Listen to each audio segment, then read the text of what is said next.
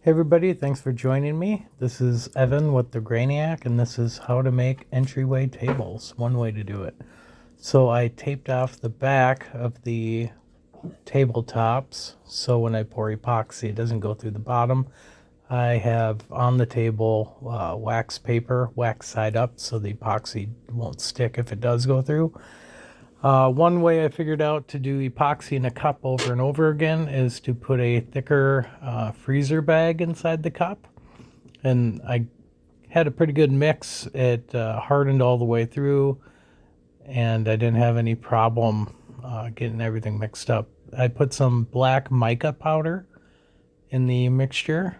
This is the first time using any kind of coloring agent in my epoxy. I was pretty happy with how it turned out. Here I'm just using a little stick to get in the small holes first. Gets enough on the end that I can just drop it in a few of the smaller cracks. That way I don't have to pour epoxy all over the table. I don't want to cover the tables tops with epoxy.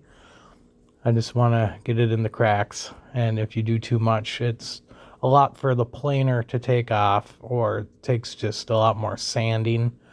So I think I end up doing 3 coats, but the first one, let everything settle in, kind of make a base on the bottom. That way when it dries, when you put your second coat on, you'll be able to fill it to the top a little easier, and you'll know it won't be sinking all the way in and finding little cracks. So after a while here, I get sick of putting the stick in and out, so I start just pouring it in. So that's the first pour. Get the hair dryer, put it on hot, wave it over the epoxy a little bit, make sure it pops some of those bubbles. It didn't seep into the wood as much as it looks like it did. When I sanded it, all you could see was the holes and cracks. It didn't soak into the wood like a stain at all.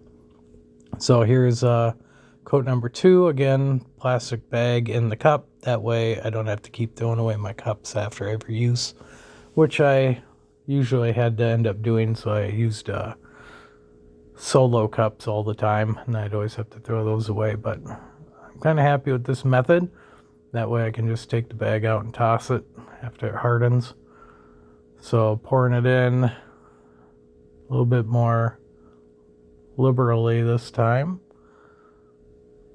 Spreading it through.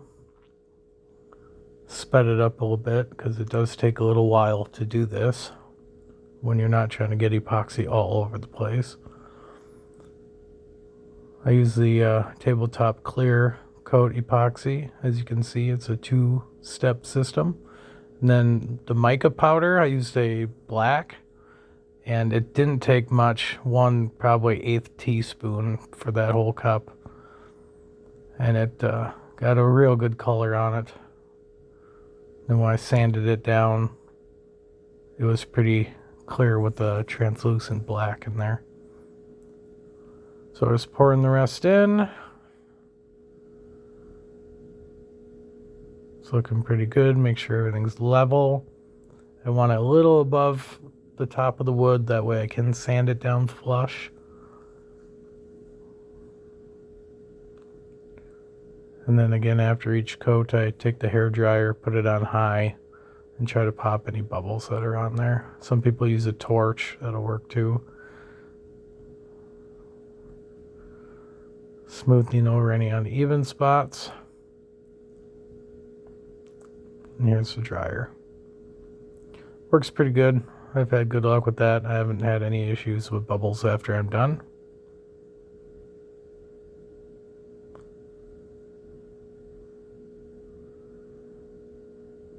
And that way you can fill up any other cracks that are left behind with the blow dryer. You can kind of see where everything's settling. So I'm doing a few more touch-ups.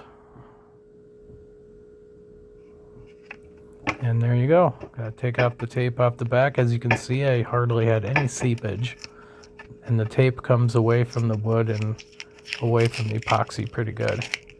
There's a few spots where it might stick, but nothing compared to other tapes I've used. You just gotta pick at it a little bit in some areas, but overall, painter's tape works really well, and this is just the cheap Scotch tape. I didn't have to use a frog tape or some more of the expensive higher end painter's tape.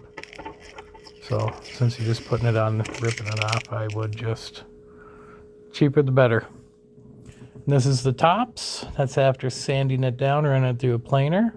It's a little rough right now. I still have to sand it a few times and put on some lacquer on the top, or wipe on epoxy. Bottoms, tops. So I'm staining them right now on the bottoms to make them match the rest of the tables. Those are the legs. I had those all put together. A little bit of a live edge fronts. So here's a coat of stain. I used a special walnut stain. I think the brand is Varathane. And pocket holes is how to attach the top to the table. I use these Z-clips. That way the board can expand and contract with the weather, or depending on where these tables end up. Then you won't have any issues with them bowing. So we'll do a little pilot hole, screw them right in, and you can pick them up from the top of the table and move them any which way, and it's a very sturdy way of doing it. I was happy with how it turned out. As you can see, I used my pocket hole joints. Same with the front of the tables at live edge. I used pocket hole joints on there as well. Tables are red oak. And there's the finished product. Hope you enjoyed watching the video. Like, subscribe, share, comment. More videos coming soon. Thank you.